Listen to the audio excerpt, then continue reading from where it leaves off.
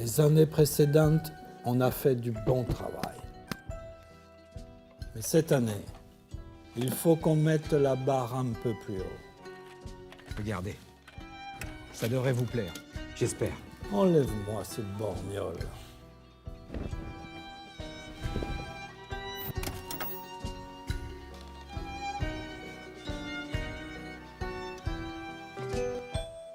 Bonjour à tous, bonjour à toutes, soyez les bienvenus. Je suis très heureux de vous retrouver pour ce 5e direct.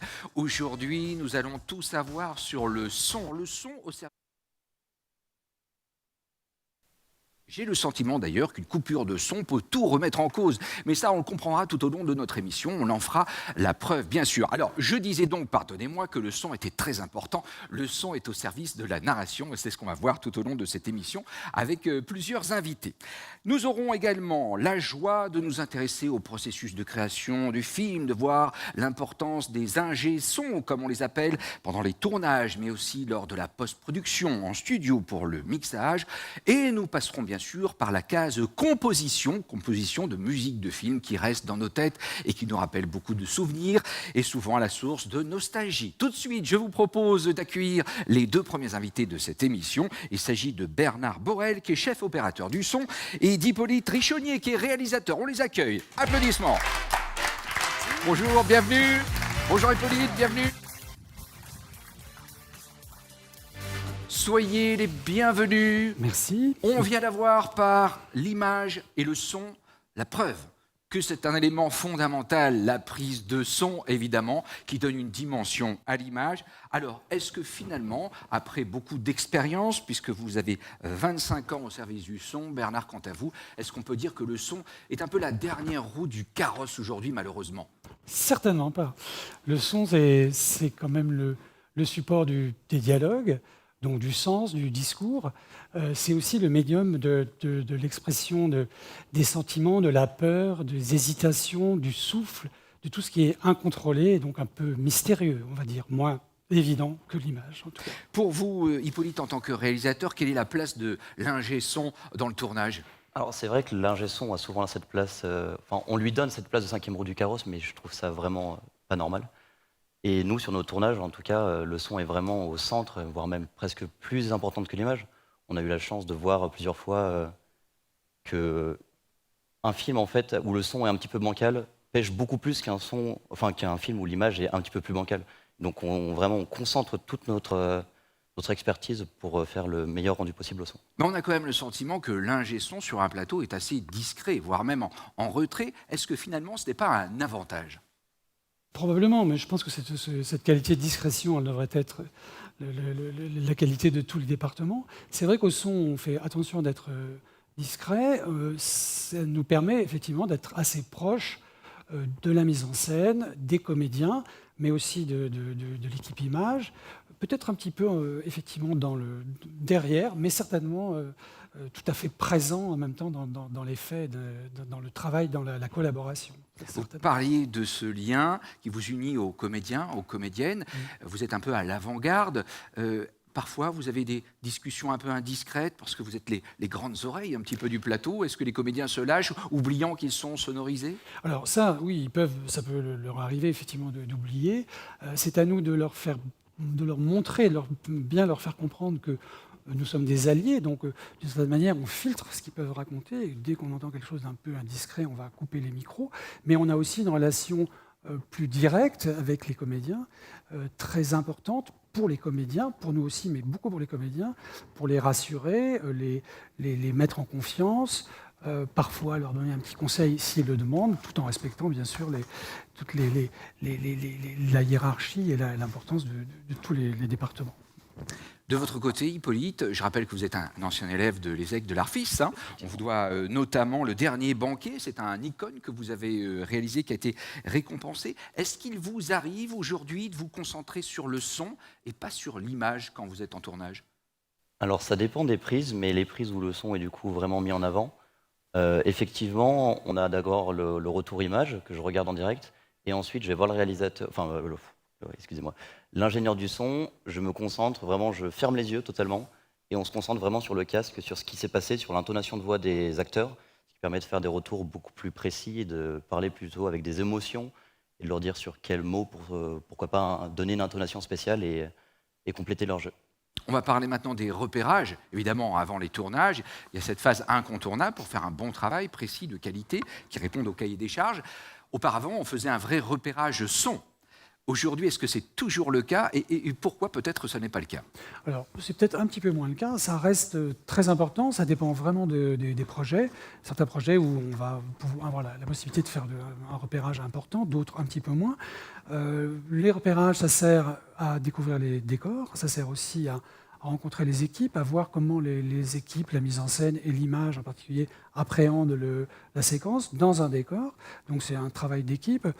C'est vrai qu'un certain nombre de problèmes liés au bruit d'environnement sont peut-être un peu plus facilement gérables aujourd'hui en post-production, et donc on est peut-être un petit peu moins vigilant et exigeant sur certains décors, mais nous on ne le prend pas comme un problème, plutôt comme une avancée, en tout cas une opportunité de pouvoir travailler dans des décors. Oui, j'allais dire, ça représente des avantages en fait. C'est ça, c'est ça. Et je pense qu'il faut le prendre de manière positive, en collaboration. Nous, on discute beaucoup avec les mixeurs, avec les monteurs son, les monteurs directs, avec évidemment la mise en scène. Mais donc ça, c'est plutôt, nous, on vit ça comme quelque chose de très positif, d'avoir des outils après qui permettent de conserver certains décors et du son direct dans des décors qui peut-être auparavant n'auraient pas pu être utilisés. À propos des outils que vous évoquez, il y a la post-synchronisation. C'est-à-dire passage en studio où on enregistre les voix et les illustrations sonores. Aujourd'hui, qu'est-ce que ça vous apporte? C'est plus de souplesse?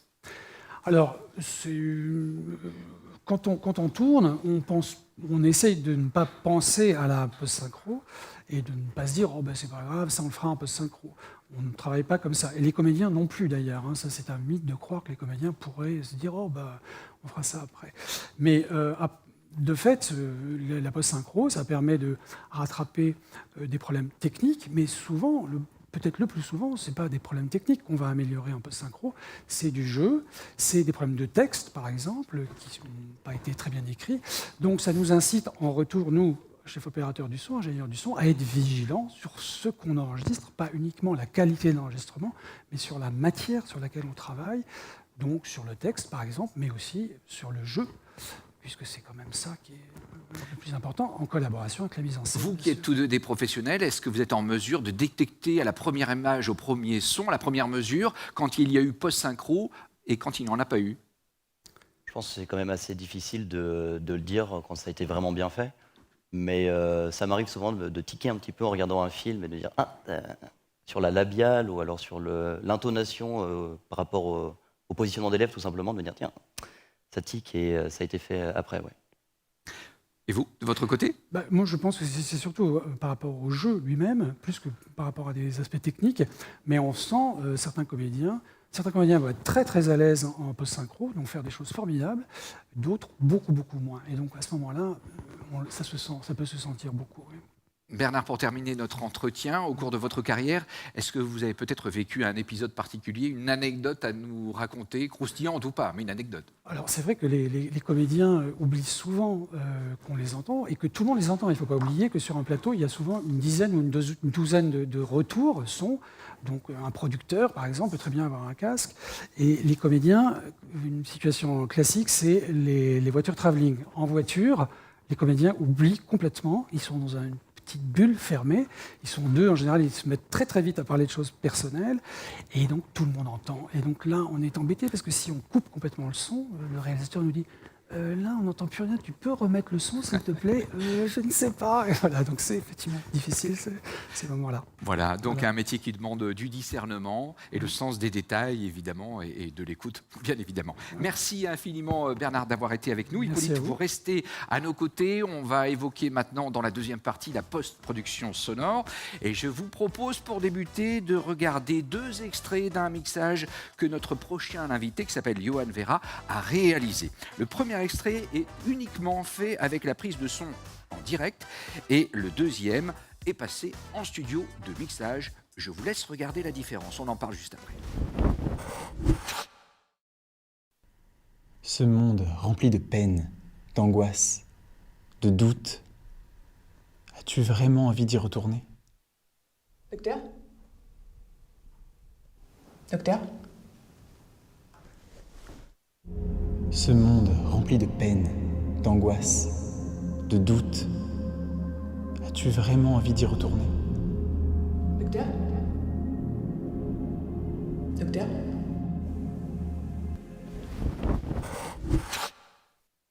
Avec nous, Johan Vera, bonjour. Bonjour. Vous êtes ingénieur du son spécialisé dans le mixage à l'image. Est-ce qu'on peut tout de suite avoir des explications sur ce que nous venons de voir et d'entendre? Alors, malheureusement, je n'ai pas mixé cet extrait, donc je ne peux pas vous donner les coulisses de la façon dont il a été post-produit, mais ce que j'ai pu en entendre, c'est une prise assez brute pour démarrer, sans notamment l'ajout des musiques, sans l'équilibre des voix. Et une fois mixé, on peut constater l'apport du travail sur ces éléments. Donc justement, quel est l'apport du mixage? C'est une l'apport. dimension supplémentaire qu'on apporte? C'est une dimension supplémentaire, c'est une dimension hautement narrative, puisque le mixage, c'est la mise en valeur des sons qui ont été amenés par nos collègues chefs opérateurs son sur le tournage, mais aussi par les monteurs son qui créent le décor sonore, qui habillent, qui équipent de tous les images qu'on voit de nombreux sons. Mais après, la façon dont ces sons, on va les mettre plus ou moins en valeur, plus ou moins fort, eh bien, le spectateur va y prêter une attention plus ou moins consciente et une information plus ou moins importante va lui être transmise par ce biais-là. Bon, j'ai le sentiment quand même à vous entendre que c'est vous qui effectuez le travail le plus important, non, au niveau du son? Non, je crois que ça reste définitivement un travail d'équipe. Le travail de mixage a évidemment une place importante. Je crois que d'un point de vue créatif, si je devais donner une importance particulière à un poste, ça serait plutôt celui du monteur son. Mais évidemment, chacun de ces postes de la post-production intervient à un rôle technique plus ou moins important et créatif. Chacun s'équilibre, mais ça reste un travail d'équipe. Mais est-ce qu'on peut dire que vous apportez peut-être de l'épaisseur au son et vous suscitez davantage d'émotions aux spectateurs? On peut dire qu'on apporte en effet et de l'émotion et de l'épaisseur au son. Je pense qu'on n'est pas les seuls responsables de tout ça, puisque cette émotion, elle doit avoir été écrite en amont. On est là pour servir un propos, pour servir une vision. Et on ne peut pas l'amener si elle n'a pas été un minimum pensée avant nous, quand même. On dit souvent que le silence est la source de la musique. Qu'en est-il du silence dans les films, dans les productions, Hippolyte? Je trouve que le silence peut être parfois beaucoup plus bruyant qu'un son. C'est assez bizarre de dire ça comme ça, mais voire même plus parlant. Pour citer des exemples, j'ai un film qui m'a beaucoup inspiré par rapport à cela, au silence. C'est le film Akira, un film d'animation, dans lequel on a d'un coup une explosion d'une bombe presque nucléaire, et le son est coupé. On arrive au son zéro, et ça nous fait une boule dans le ventre, une sorte d'angoisse qui augmente, et je trouve que le silence, dans ce cas-là, explose nos oreilles, en fait. C'est sidérant. Pourquoi, selon vous, les spectateurs ne se rendent pas compte que c'est grâce à votre travail qu'ils ont tant d'émotions, tant de frissons? Eh bien, parce que je crois que le son parle à l'inconscient, tout simplement. On est, en tant que spectateur, beaucoup plus attentif, beaucoup plus réceptif de façon consciente à l'image. C'est comme ça.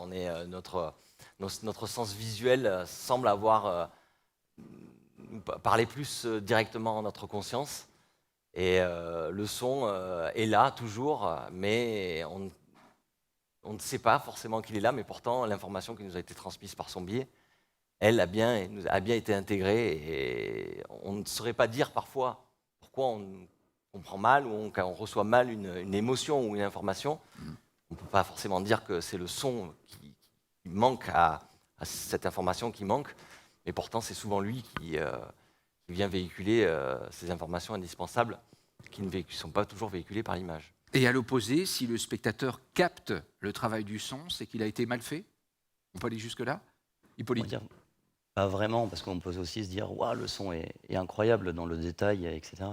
Mais c'est vrai que souvent on a plus tendance à dire, à remarquer le son quand il est mal fait. Je trouve en tant que spectateur, quand on se place vraiment du côté du public, se dire ah, ça nous froisse à cet endroit-là, plutôt de se dire ah, c'est super, là, c'est fluide en fait. Quand le son est hyper discret et le mieux il a été fait, en fait, le moins on le remarque et le plus c'est subconscient, en fait, justement. Hippolyte, comment vous travaillez avec l'ingé son et le mixeur, notamment, en studio? Hum, Bah déjà, le travail avec l'ingé son, donc sur le plateau, se fait vraiment à base de beaucoup d'échanges. C'est-à-dire que je vais le voir vraiment à chaque fois qu'on valide une prise, c'est la première question que je pose, c'est est-ce que le son est bon? Et puis une fois qu'il me dit oui, je vais quand même l'écouter, on le réécoute et puis on échange autour. Donc pour revenir par rapport à ce que disait Bernard sur le jeu d'acteur notamment.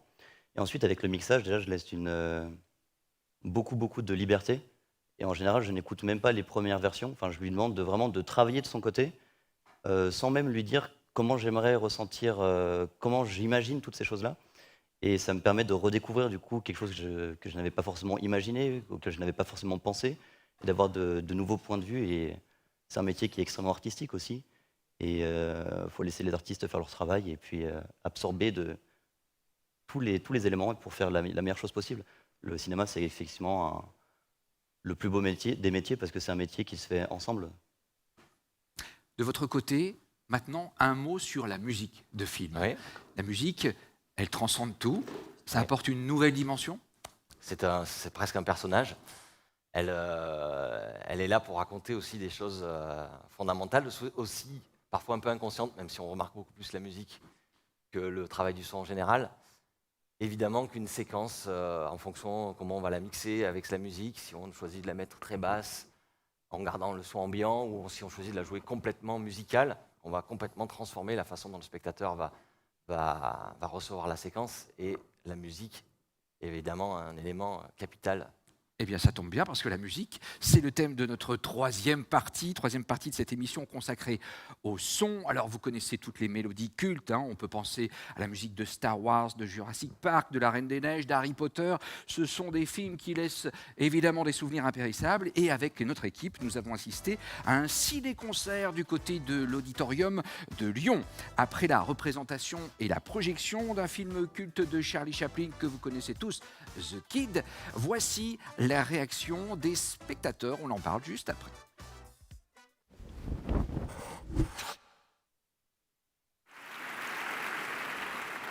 Le film de Charlie Chaplin, la musique contribue à plus de la moitié de l'émotion que dégagent les films. Oh bah, ça rend les choses plus vivantes, c'est plus sympa, on est vraiment plus dedans. Essentiel. On peut regarder un film en n'écoutant que la musique. Elle contribue à développer les scènes, les émotions, tout ce qu'on peut vivre à travers les images. Oui, il y a une grande différence. Oui. C'est pas les mêmes vibrations, c'est pas le même spectacle. On a la qualité du son d'abord, sentir les instruments, sentir l'interprétation. Donc oui, bien sûr, il y a une différence.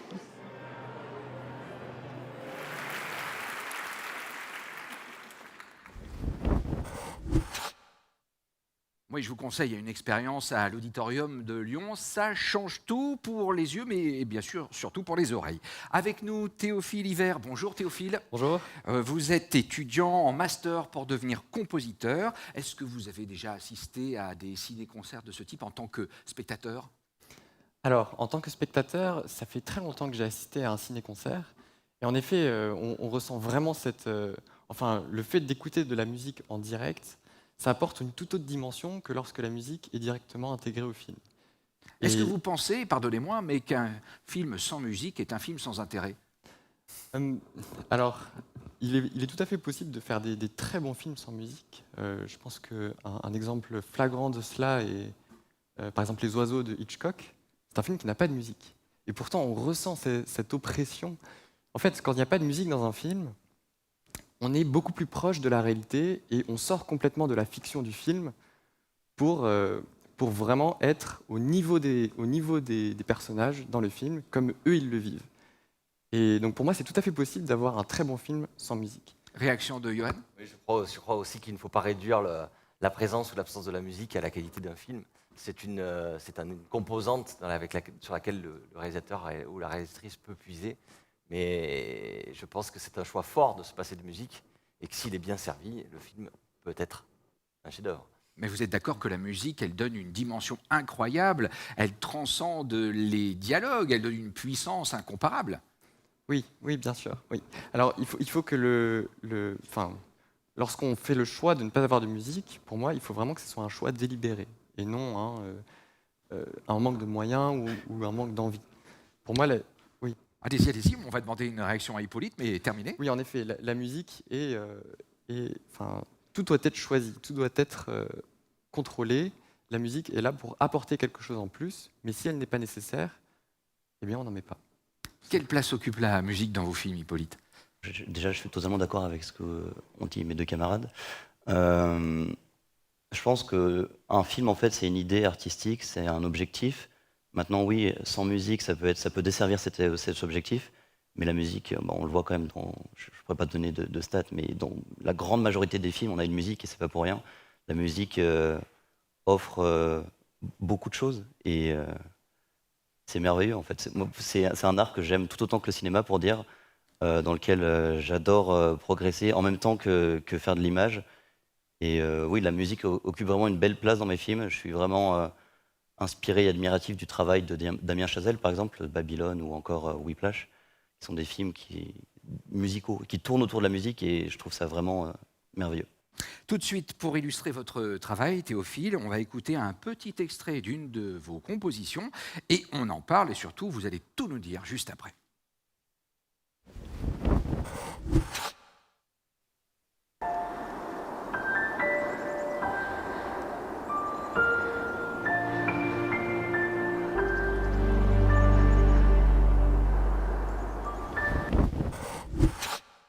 C'est dommage, hein, c'était trop court. J'ai adoré. Quelques commentaires de votre part. D'où est venue cette musique? Quelle a été votre source d'inspiration? Alors cette musique est issue d'un petit court-métrage qui a été fait par des étudiants de l'Université de Montréal. Et c'est un film qui est très poétique. On est presque à l'intérieur d'un rêve. Donc mon idée, c'était vraiment de trouver un thème qui soit très simple, très pur, et qui reflète la poésie du film qui a été fait par ces étudiants de l'Université de Montréal. Donc j'ai choisi le piano, qui est un instrument que tout le monde, qui est familier à tout le monde et qui parle à tout le monde, accompagné de simples cordes pour donner cette dimension très pure, très poétique. Et puis il y a des ajouts de sons. On a Voilà, l'impression d'être dans la nature, en pleine nature. Alors le son, c'était pas ma partie du travail. Hein. Le son, il était déjà sur le film. Ça a été fait par les monteurs son justement. Mais oui, en effet, la musique vient pour accompagner aussi ces sons de la nature et cette atmosphère sonore poétique. Aujourd'hui, on peut dire que vous êtes fier du résultat? Surpris? Oui, j'étais relativement satisfait du résultat. En fait, mon objectif, c'était vraiment de faire un thème qui allait revenir et qui allait accompagner le personnage principal du film tout au long du court-métrage. Est-ce qu'on peut commencer par composer la musique et faire les images après? Ou est-ce que c'est le contraire qui est l'habitude du métier? Alors, d'habitude, c'est plutôt dans le sens contraire. On écrit le scénario, on filme on fait le tournage, etc. Et le compositeur intervient après. Alors, c'est pas toujours vrai. On a des exemples. Notamment, je prends peut-être le plus flagrant entre la relation entre Christopher Nolan et Hans Zimmer, où Hans Zimmer va commencer par faire la musique, puis ensuite le réalisateur va s'inspirer de la musique pour créer son film. Bon, c'est des choses qui arrivent et heureusement qu'il y a différentes façons de faire. Mais dans la plupart des cas, c'est quand même dans l'autre sens où d'abord le film est créé, puis ensuite le compositeur vient apporter sa musique sur le film. Réaction d'Hippolyte sur ce sujet. Dans quel sens on compose? Après ou avant? J'ai tendance à dire que oui, effectivement, on a tendance à le faire après, parfois par souci logistique, technique ou de production. Mais je trouve ça presque plus intéressant de le faire avant et d'avoir la musique sur le tournage, notamment pour les acteurs. Quand on est acteur, on se retrouve avec... en fait, ça nous donne un pied d'accroche, la musique. C'est-à-dire qu'on arrive dans un univers, donc sur le plateau, on ne sait pas vraiment ce qu'on va faire, on a du texte, mais le texte, il y a 1500 façons de le lire, de l'interpréter. Et la musique peut donner vraiment une émotion, un sentiment qui va aider l'acteur à à plonger dans le rôle ou à peut-être l'aiguiller. Puis on peut aussi parler tout simplement de tout ce qui est comédie musicale ou encore des vieux films où la musique était faite avant ou même en direct et les acteurs jouaient avec cette musique en live en fait. Johan, sur ce sujet, toujours, quelle est votre position? Oui, je crois que mes collègues ont bien résumé un peu le propos, mais il y a des films qui peuvent exiger effectivement que la musique soit créée en amont, ce qui est plutôt rare, quand la scène va vraiment être extrêmement intriquée avec la musique. Moi, je me souviens avoir travaillé sur un film où une jeune comédienne se met à chanter, se met à danser sur la musique. Et donc là, il était nécessaire qu'elle soit créée avant même le tournage pour qu'elle puisse jouer avec. Donc voilà, il y a des exemples comme ça qui le nécessitent de façon impérative. On va parler de vos compétences en tant que compositeur et des outils aussi à votre disposition. Regardez sur notre plateau, nous avons des ordinateurs, mais aussi de vrais instruments. Alors, est-ce qu'aujourd'hui, le mieux pour un compositeur, c'est d'utiliser et de faire appel au talent de musiciens, du spectacle vivant, d'un orchestre? Est-ce que c'est encore possible d'un point de vue budgétaire, ou est-ce que c'est plus facile de tout faire d'un point de vue numérique et informatique? Alors, il faut arriver à prendre le meilleur des deux mondes. Le gros avantage du numérique, c'est qu'on arrive, avec les technologies, les logiciels actuels, à simuler complètement des instruments acoustiques. Donc, par exemple, c'est tout à fait possible de simuler numériquement un orchestre. Alors bien sûr, ça ne vaudra jamais une vraie performance d'un orchestre réel. Donc si le budget le permet et si tout cela a été pris en compte dans la production du film, il est toujours extrêmement bénéfique d'enregistrer un réel orchestre et ça apporte une plus-value réelle par rapport à une maquette. On appelle ça une maquette lorsque l'on simule numériquement. Mais oui, vraiment, l'avantage de la maquette, c'est de pouvoir montrer au réalisateur, montrer au producteur avant d'enregistrer, bah voilà, ça va ressembler à ça. Et ensuite, on enregistre. Donc ça, c'est pour les grosses productions où c'est possible de le faire. Et c'est là où ça prend vie, où la musique prend complètement vie. Et donc en tout cas, je préconise, bien sûr, il est toujours préférable d'enregistrer des instruments réels lorsque c'est possible. Oui. Et aussi, il faut avoir des compétences en musique, c'est-à-dire qu'il ne suffit pas d'appuyer sur des touches d'ordinateur, il faut savoir lire des portées, lire la musique, avoir des notions de rythme. Il faut d'abord être musicien avant d'être compositeur. Oui, alors tous les compositeurs ne sont pas forcément musiciens, mais c'est sûr que ça aide beaucoup d'avoir des compétences dans au moins un instrument. Et bien sûr, la théorie musicale est forcément nécessaire pour pouvoir composer de la musique, selon moi. Oui. Messieurs, merci beaucoup d'avoir répondu à toutes nos questions. C'est maintenant l'heure de la conclusion. Je vais vous demander peut-être en une phrase chacun de résumer ou de donner des conseils aux élèves qui nous regardent en direct. On va commencer par vous, Hippolyte, ancien élève de l'ESSEC. Difficile comme question quand même, parce que le son est du coup quelque chose de très très vaste. En une petite phrase ou en un mot. Petite phrase. En un mot, le son c'est magique et c'est sous-estimé. Parfait. Théophile, Johan? Alors moi, mon conseil, ce serait de foncer, de faire plein de projets, de rencontrer des gens et pour pouvoir se faire la main sur le plus possible de projets. C'est comme ça qu'on commence et c'est comme ça qu'on grandit. Beaucoup. Merci. Et de votre côté, Johan? Soyez passionnés. C'est des métiers magnifiques et le son est un médium incroyable. Merci infiniment en tout cas d'avoir été avec nous. On peut vous applaudir pour vos témoignages passionnants. Merci infiniment. Ça donne envie de toucher à tous les métiers et voilà le gros avantage de ces directs. Vous l'avez constaté tout au long de cette semaine. On a envie de toucher à tout, on a envie d'essayer l'image, le son. Et cet après-midi, on parlera de post-production, de montage. Vous verrez qu'on peut faire des effets spéciaux. Tout n'est pas là. Il faut bien sûr que l'image soit de qualité avant de se lancer dans le montage. On en saura plus. Merci à tous les invités, tous les étudiants, toutes les étudiantes. Et à vous, nombreux, n'oubliez pas de liker, de partager. Je compte sur vous. Voilà pour ce 5e direct. Rendez-vous tout à l'heure, cet après-midi. Je compte sur vous. Merci. Merci à tous.